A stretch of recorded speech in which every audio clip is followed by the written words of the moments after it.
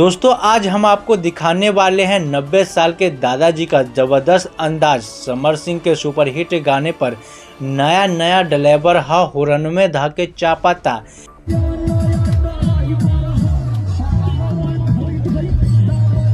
दादाजी अपने प्यारी बेबी के सामने फुल जोश में डांस करते हुए दिख रहे हैं। उन्हें दिखा रहे हैं कि उम्र सिर्फ एक नंबर है।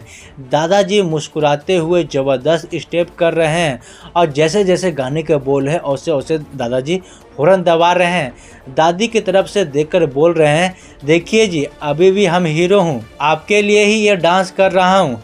90 साल की उम्र में भी ऐसा एनर्जी देखकर सब हैरान रह गए। दादी जी शर्माते हुए ताली बजाती है, दोनों हंसते हैं और माहौल प्यार और खुशी से भर जाता है। दोस्तों अगर आपको यह प्यार और मस्ती भरा वीडियो पसंद आता है तो लाइक और शेयर करना और चैनल को सब्सक्राइब करना ना भूलें।